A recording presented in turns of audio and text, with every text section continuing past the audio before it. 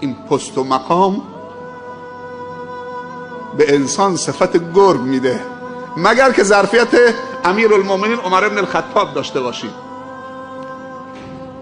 عمر بن الخطاب ظرفیت پست و مقام داشت.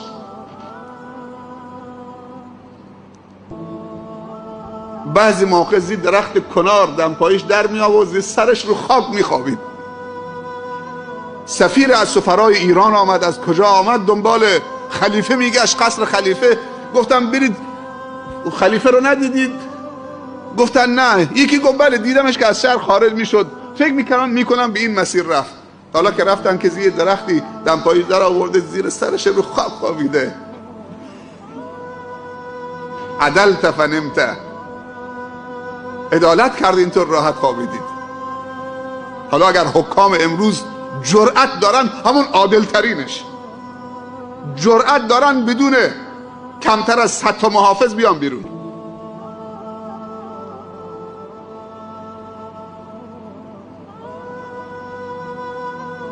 عادل ترینش در دنیا پیدا بکنید. عدالت امنیته.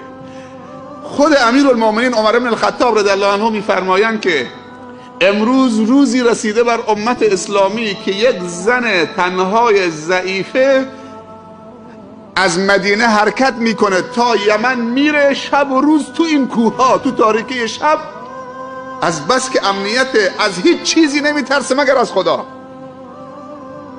از گرگم نمیترسه. گرگم تسلیم شده، حیوانات درنده هم تسلیم شدن.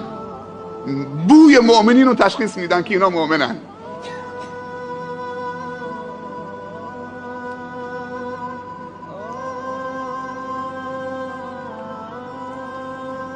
انسان وقتی که ربانی میشه، همه موجودات این طبیعت صفت ربانیت دارن، همه باش هماهنگ میشن. یکی از قدرت هایی که خدا به انسان داده این که کل طبیعت براش رام کرده. رام این وقتی که از کنترلت خارج میشه طبیعت، به خاطر این که تو از کنترل خدا خارج میشی. انسان وقتی از کنترل خدا خارج شد، کل موجودات از کنترلش خارج میشن. بعضی موقع ماشینت که زیر پات تو رو معلق میکنه، بعضی موقع شطوری که سوارشی تو رو به زمین میزنه، پا میذاره رو سینت. علمای بزرگ هر وقتی که شطورشون نافرمانی میکرد، تازیانه دستشون بود. به نظر شما به شطور میزدن یا به خودشون میزدن؟ به نظر شما به کی میزدن؟ ها؟ به خودشون میزدن، به شطور نمیزدن. میگفتن این شطور که همیشه مطیع ماست، همیشه سوارشیم. سبحان الذی سخر لنا هذا وما كنا له مقرنین و انا الی ربنا لمنقلبون. حتما من امروز معصیتی کردم که این شطور نافرمان شده. شروع به استغفار میکرد، استغفار میکرد، مراجعه میکرد به زندگیش. چه عیبی، چه نقصی در زندگیش آمده که امروز این شطور نافرمان شده.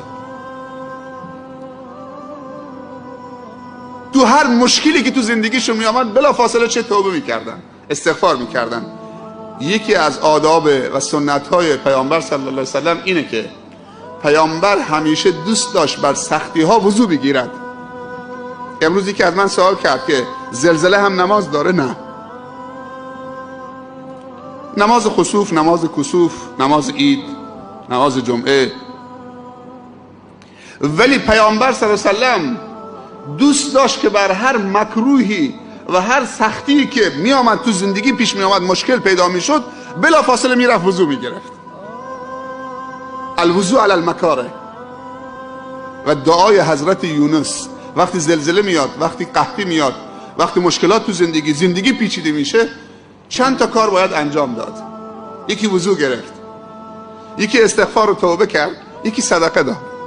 این سه تا کار رو حتما انجام بدید. صدقه بلا رو دور میکنه. استغفار خداوند رو به کمکت میطلبونه. استغفار کاری میکنه که خدا به کمکت بیاد.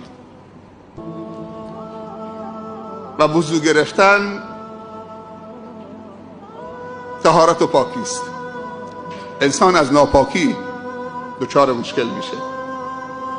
اینا رو رعایت بکنید. اینا آداب، سنت هاست.